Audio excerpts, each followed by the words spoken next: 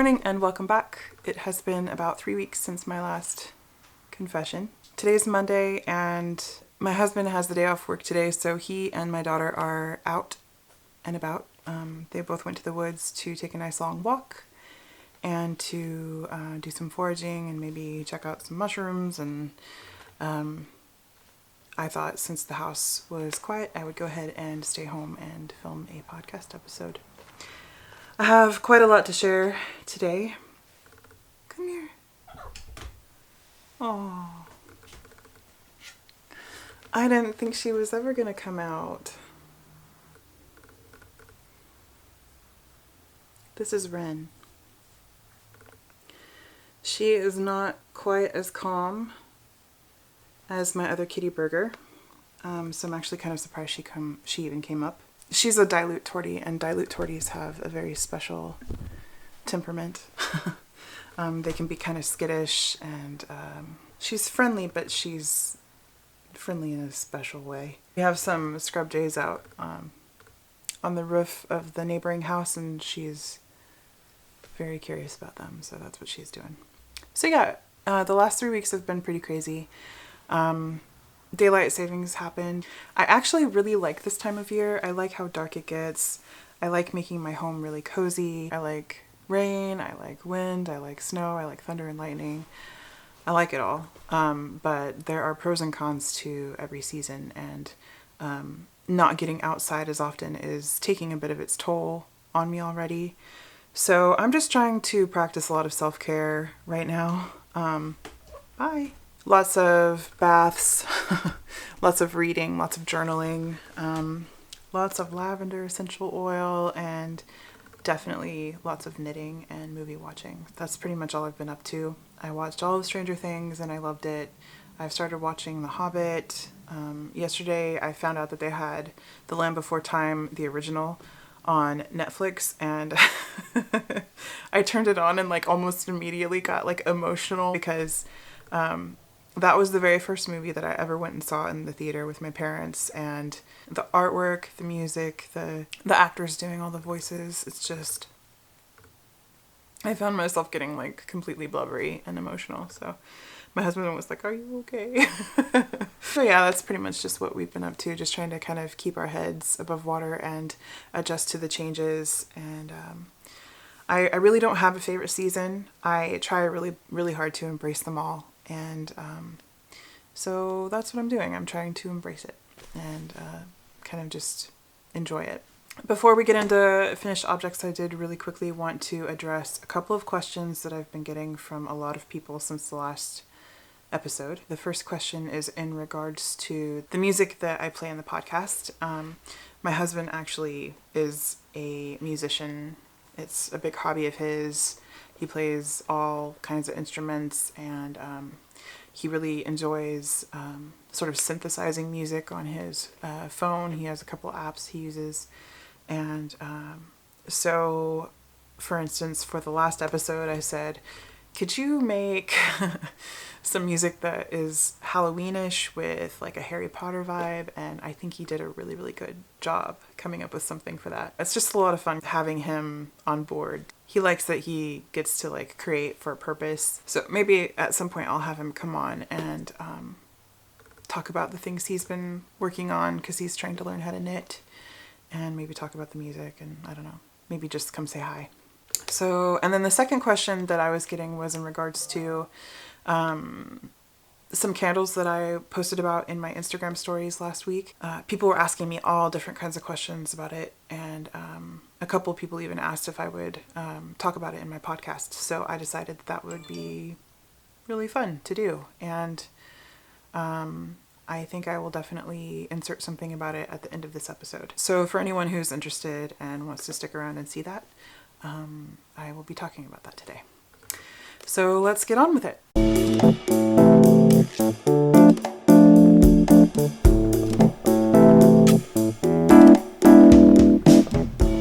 So my first finished object are the sixpence socks. And I knit these using Knit Picks Stroll Tweed in the Down Heather colorway. I really love the texture on these socks. And I love the Tweedy flex. So it's a top-down construction, and I usually do about 20 rows for my cuff, and I usually do either 1x1 rib or 2x2. And this is about as long as I tend to go for my cuffs. Short row heel, and then I just do the decreases at the toe and Kitchener to close it and graft it together. As far as the yarn goes, I think it's fine. It's a little bit splitty to work with, which can be kind of frustrating if you're trying to do some TV knitting, because if you don't keep an eye on it, you could split your stitches and you just have to keep fixing it. I use ChiaoGoo needles, so my needle tips are quite pointy and it deals with the splittiness pretty well, but I still have some issues with that. And I think I said something about this in my last episode, but I ordered a lot of Knit Pick Stroll Tweed because 'tis the season for gifts. When it comes to gift knitting, I will almost always choose to knit using superwash wool over non-superwash. I tend to prefer non-superwash wools, but when it comes to knitting gifts and socks, I will probably almost always turn to superwash, because socks I like just chucking them in the washer and dryer because they snug right back up and fit my feet perfectly. And gifts, it's just a good way to ensure that the knitwear that I spend all that time making isn't going to get wrecked. I've had experience with that, and it's just such a bummer. They always feel terrible, or they try to hide it. And I don't ask. Like, after I give someone a gift, I don't say like, oh, how's it going with that hat? But it often comes up that it went through the dryer and felted, and it's just such a bummer. And it's happened enough times now that I know better. My second finished object is a project that I've had on the needles for so long, since the beginning of the year, and I am so happy to finally be done with it. This is my Sounds of Life cardigan, and I have filmed some shots of me wearing it, though I was wearing it before I wove in the ends, so you might see some strings attached. This is pretty much exactly what I wanted it to be. It's basically a jacket that I can just kind of wear when I'm outside and I don't mind getting dirty, and it is so warm and cozy, and yeah, I just feel like this is the kind of thing I would wear walking out in the woods or playing with my daughter or what have you. It's kind of utilitarian, really simple, but even in its simplicity, Andrea Rangel, who designed this pattern, has really neat details that she added, such as these sort of curled edges in the collar, the sleeves, even the pockets. The button bands have it too. The only problem that I really had with this cardigan is in regards to the sleeve and the sleeve cap in particular, fitting into the, what do you call this? I had a hard time setting the sleeve in. And the bottom matched perfectly. The decreases matched, the length matched, everything. It looked like it was going to fit, but when I went to set it in, there was all this extra fabric, like right here at the very top of the sleeve cap. So you may recall in my first podcast when I was talking about this cardigan, the designer has exposed seams on the shoulders, and I did that at first, but then I decided I don't really want that. So when I went to rip out the seam and redo it, I decided to also add a little bit of length on both the front and the back to try to compensate for the extra fabric that was on the sleeve cap. That seemed to work, sort of, but there's still just a little bit of puckering taking place on the shoulders, and I blocked it out and it made it better, but this is definitely not my best work. And really, I'm kind of new to setting in sleeves and seaming of any kind, so I don't know if I care. It would be an easy fix because I left all of the ends kind of exposed so I could rip things out later if I need to. but I think I'm just gonna wear it for a while and see how I like it, if it really bothers me, if it's something that I want to go back and fix later. So in terms of buttons, I still haven't sewn anything on yet, but I have these in my stash of buttons. I don't have a very large button stash at all, but I do have enough of these metal ones. And I'm not really sure if these are the ones I'm going to use because I just kind of want to be a little bit more subtle. And I think that these would stand out a little bit too much against the brown. So I haven't 100% decided if I'm going to use these or not, but I'm going to go to the fabric store soon. If I don't find anything else that is suitable, then I will just use these. And really the last thing I wanted to say about this cardigan is that this yarn is so perfect. It is just really sheepy and rustic. It's definitely dirty in the skein. I've given this cardigan 2 baths now, and there was a lot of kind of murk in the water. So it's definitely something that you're going to want to wash before you wear it, but I love it. I think it's really great sturdy wool, and it softens up quite a lot after you wash and block it. It can be kind of stiff at first, but I think it's perfect for if you want to knit a jacket. So my last finished object is Sweet William. I love this. I think the last time I showed you this project, I had just finished the yoke and had separated for the sleeves. I kind of took a break at that point and started working on other projects, and then I came back to this one, finished the body and added the sleeves. You can see the sleeves are folded because that's where I need to fold them to get them to fit my daughter. It actually fits her really well. I had her try it on the other day, and it's really, really loose, but it definitely fits her, and I think it's going to fit her for a long time to come. I'm so pleased with the way that this turned out.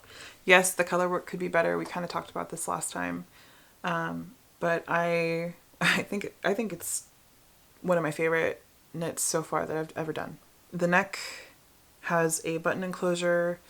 I chose these buttons because I think that they go really well with the color. I always second guess myself when it comes to buttons because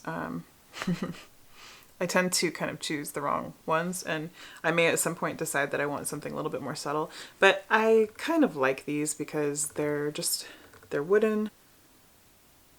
They have a smooth surface. I don't think that they're going to really snag on her hair or cut her or anything, and I liked the color contrast between the sort of burgundy colored yarn and the warm colored wood. I posted about this on Instagram again, and somebody asked if there was an adult version, and I didn't know this, but a couple other commenters did and said that actually there was an adult version first and then they made a kids version next. So I think it'd be really fun to make an adult version of this for myself, and then I can twin with my daughter, and everyone would think that's really cool. So I don't really have anything to say about this pattern that I haven't already said. I used Quince & Co. Finch in the Aduin and Nightshade colorways. I love Quince & Co. Finch. That is going to be a yarn that I go to again and again, and it makes me want to try other Quince & Co. Bases, because this is the only Quince & Co. yarn I've ever used, and I highly recommend Sweet William. Very, very highly recommend it. Good pattern, good yarn. Yeah, definitely one of my favorite projects.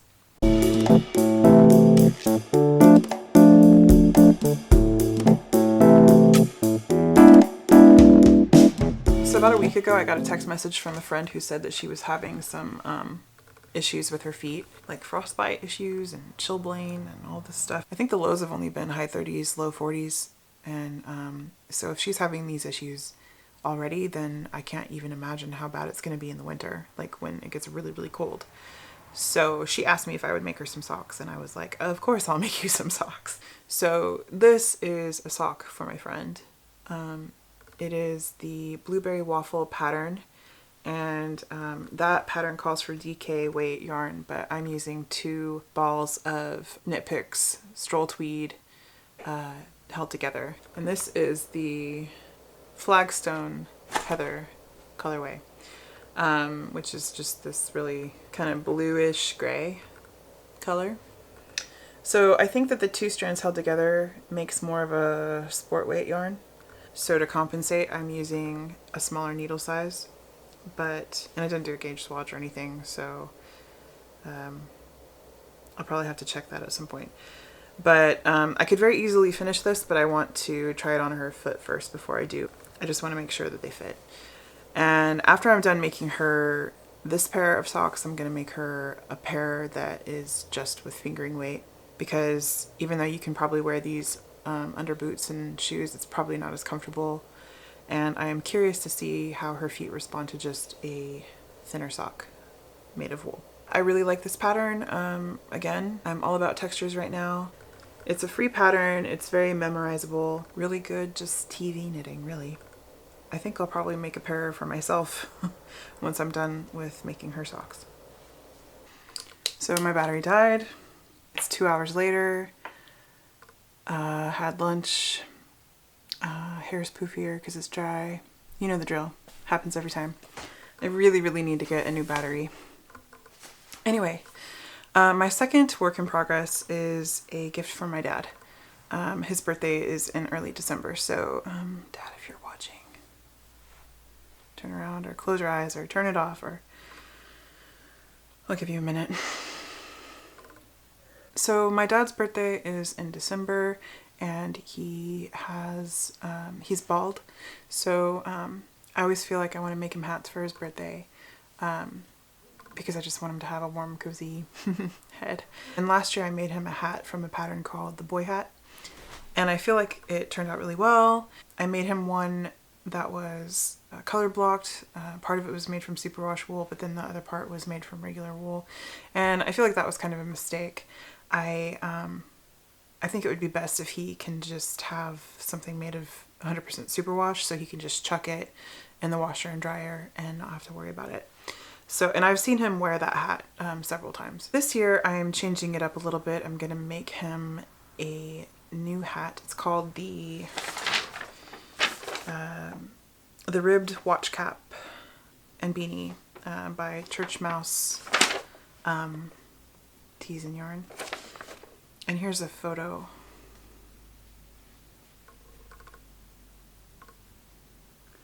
Oh, it's a paid for pattern, so I don't want to give too much away. But yeah, this is what it looks like. And you can either do the watch cap style or the beanie style. And I'm going to be doing the watch cap style because my dad wears hats in a really kind of unique way. Or at least I haven't seen many other people wear them like this. What I normally see is people wearing, like especially guys, wearing it from here, you know, to here to cover their ears. But he always wears his, if they're long, he folds them up and like they just go right over his ears. And then he doesn't really go further down back than here. And I've made him really long beanies that he can put over his ears just because I wasn't sure if he wanted something to cover his ears. And he just folds it right up. I think the watch cap style is probably the best option. And I'm probably going to make it a little bit shorter than the pattern calls for because I don't want him to have to roll it up 3 times. I just want him to be able to roll it up twice. But so this is how much I've gotten done so far. And this is my first time doing the tubular cast on. And it was pretty fiddly to do for my very first time, but the pattern really lays out the instructions very easily. I didn't even feel like I needed to go and consult a YouTube video, which is what I almost always have to do. I'm the kind of person who learns by watching other people and then doing it myself. So written instructions, it's like if there is any possible way for me to misinterpret something, I will. So I typically almost always check to see if there's a YouTube video to like help me figure out something, a new technique or whatever. But yeah, for this, the written instructions were good enough. So if you are wanting to learn how to do a tubular cast on, in the round, 1x1 ribbing. This was a good way. I don't know, it looks so professional. Very stretchy. It looks really good. So I'm probably going to keep knitting on this till it's about, I don't know, 5-6 inches, and then I'll start working the crown. I gotta tell you, after this project and all of the other 1x1 ribbing projects I've been doing lately in fingering weight yarn, I'm done with 1x1 ribbing for a while. I think after this project I'm going to just do something and straight up stockinette. And I actually have the perfect project in mind, so I'm looking forward to giving my hands a little bit of a break. So my final work in progress is The Irish Shrug by Melody Hoffman. And I had to force myself to put this down and to work on some other things because I was starting to want to grab it every single time I sat down for a knitting session. And it was starting to grow a little too quickly for me because I just want to be able to like take my time with this and savor it. But the pattern is very addictive. The yarn is amazing. I'm loving watching the lace kind of just form right in front of my eyes. The color, ugh. It's such a beautiful pattern, such a beautiful yarn, such a beautiful pairing. I do have an update. So Amy of Amy's Little Kingdom podcast and I are co-hosting an Irish Shrug knit along. You can find the details for all of that in her Ravelry group at Amy's Little Kingdom. There's a chatter thread and already some people have joined in on the fun, and I've heard from a lot of people who would like to join as well. So we have chosen a date for the deadline, and it is January 31st. And we've chosen that date because we're hoping that anyone who is a little bit hesitant to join because they are maybe working on holiday gifts or feeling a little stressed out, we want you guys to be able to join too. So yeah, January 31st, and we've talked about prizes. I'm not sure exactly what Amy is going to be giving as a prize, but on my end, I thought it would be really fun to give a couple skeins of botanically dyed yarn. I at first was going to choose something and have that be what it was and kind of post it, and I got to thinking, and the deadline is a little over 2 months away, and I've got my dye pot going all the time, so I'm not sure what is gonna come out of there between now and then. And so I thought it might be nice to give the winner or winners, I'm not sure if we're gonna have multiple winners or not, a choice of like what yarn they actually want rather than me just choosing for them. So I'll probably try to think of a couple things that that I think are worth giving away as a prize, and let whoever wins decide. And Amy told me that she got in contact with Melody, and Melody very generously has offered to give away 3 free patterns. So yeah, I'm not sure if we're gonna have 3 winners or what, but I think we'll figure that out. If you are even a little interested in knitting the Irish Shrug, please join us. This is so much fun. I'm having so much fun. And I'm loving seeing all the different yarns that people are using for this. And I don't know, it's just really exciting. It's my first knit along.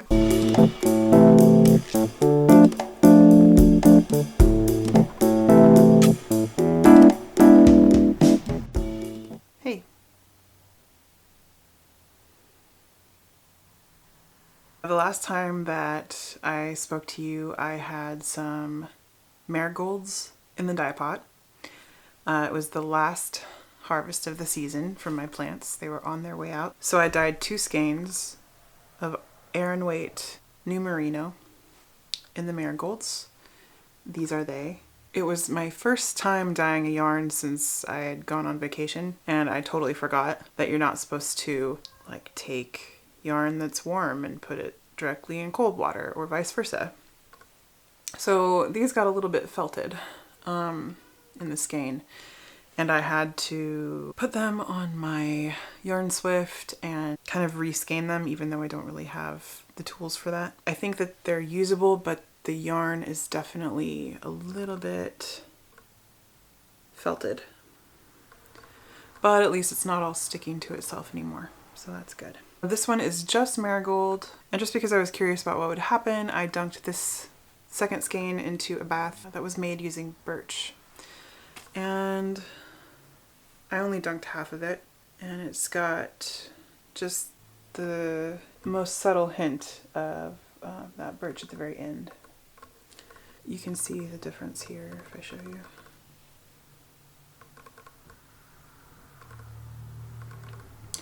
Yeah, I just kind of wanted to experiment because I figured, well, I already felt it and I might as well see what happens if I do some dip dyeing. And it turned out all right. I might use these in a project, but I'm not sure what yet. Speaking of birch, so these are the same base, but these I managed not to felt.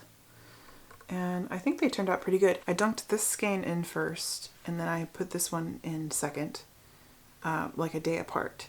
And you can see that this one soaked up less pigment than this one. They have that sort of avocado pink feel going on. And speaking of avocado, I purchased a new base called Licorice Twist from the Dharma Trading Company, thinking that I would really love it, but I'm not sure I do.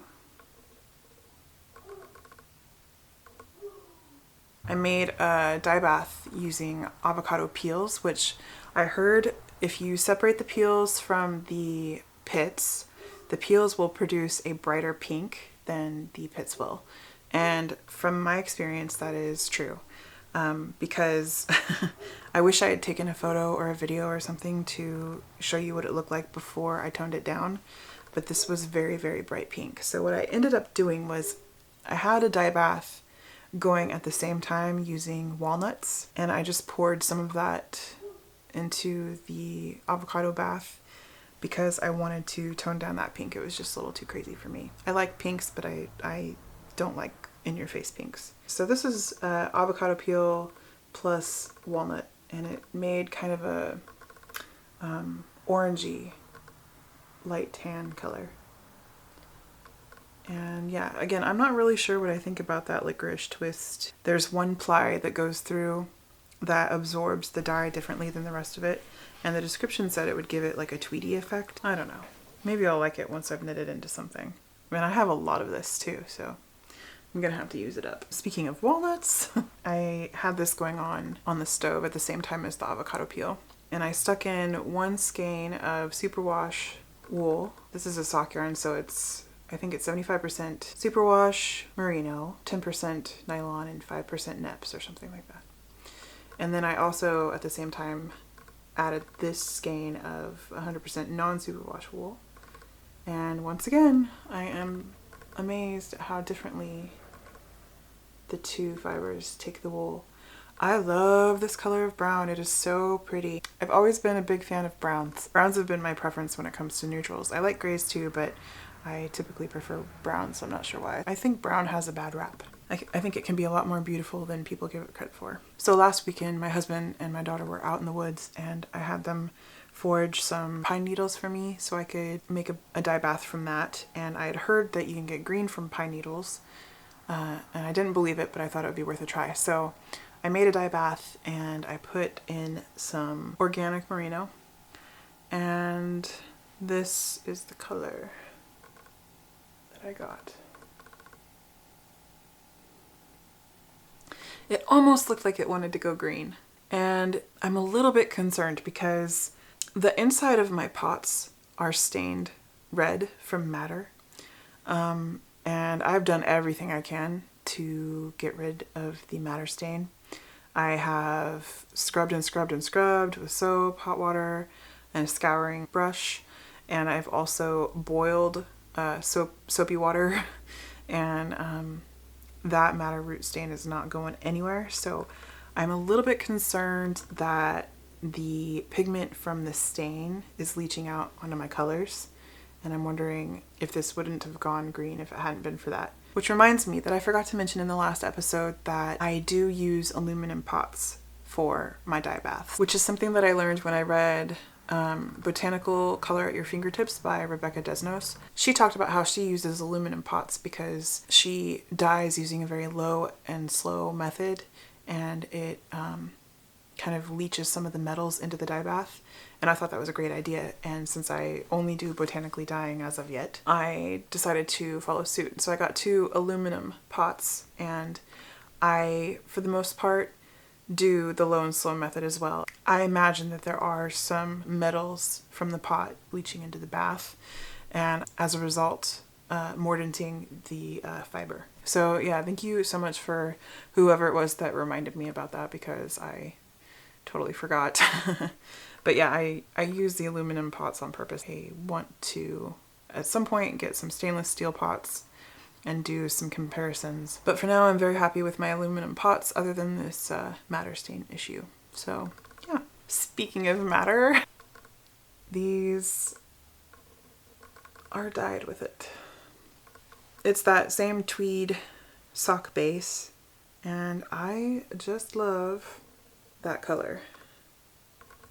Though I think I'm kind of done with it for a while after this. So let's talk about candles.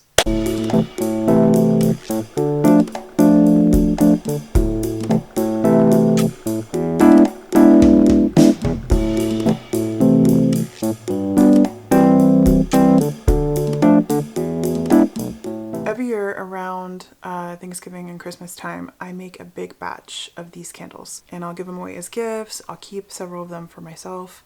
And I always make them out of either soy or beeswax, because paraffin candles really trigger my asthma. The chemicals are really, really crazy. And also fragrance oils tend to be a little bit too strong for me, and they will also trigger my asthma. So I always use essential oils or no oil at all. But these, for instance, are made with cinnamon and clove. And I also have some that are made of lavender. Really, they're just about the easiest thing you can make. It's just a matter of having the right equipment and materials. You're gonna need some kind of glass jar to put them in. I use canning jars because they're heat safe, so I figure they can handle the flame. You're gonna need wax, and I always get mine just off of Amazon. And I usually try to look for organic. Lately, when it comes to candles, I've been sticking to soy wax because I had an experience the last time I purchased beeswax.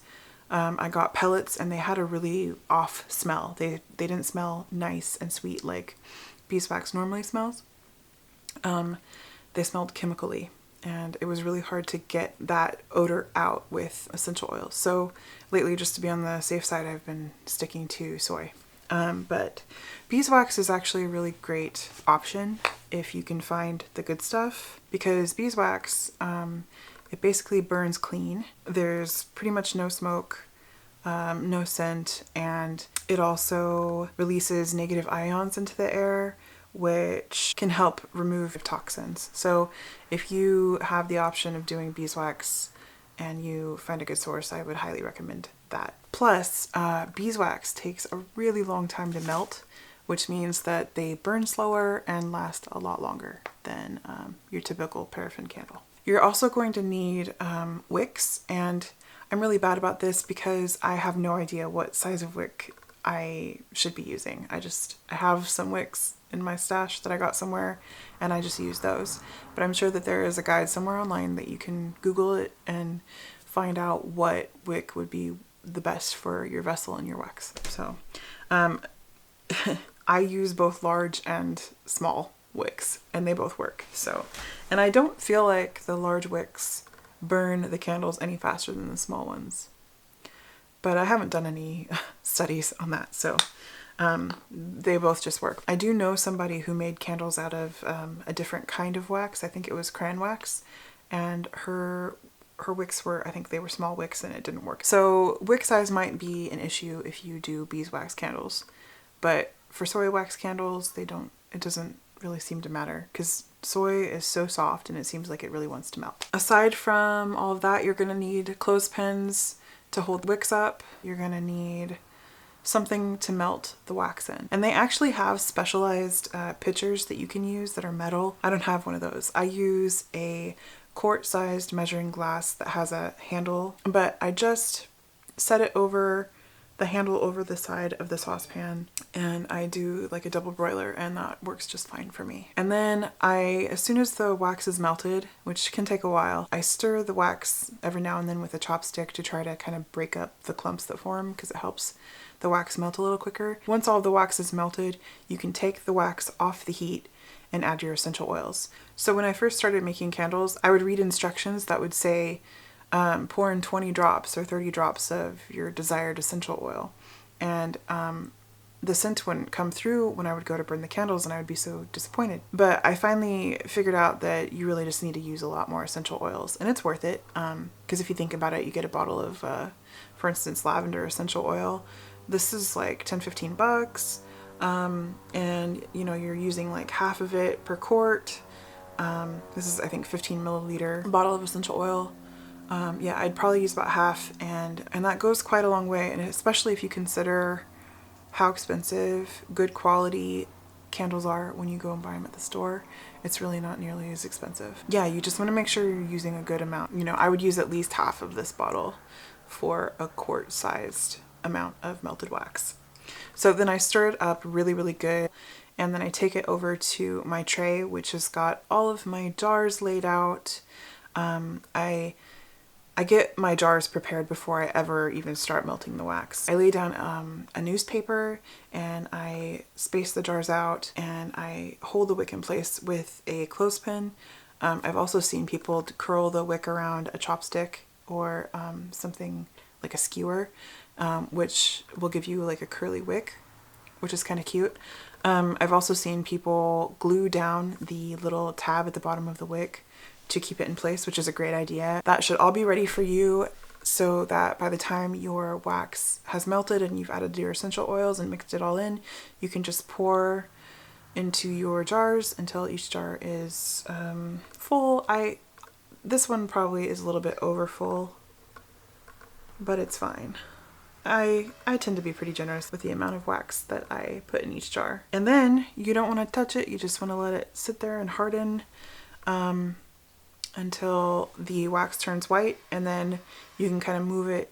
You can take off the clothespin, and you can let it kind of cure until it's good and hard. And you should be able to smell pretty much right away whether or not you added enough essential oil. Like, I can smell it in here. It's nothing compared to a fragrance oil. It's really nice and subtle. If you are someone who reacts badly to heavily scented candles, you might want to give this a try, because I'm so sensitive to everything, and this does not bother me at all. That's pretty much the rundown on making candles.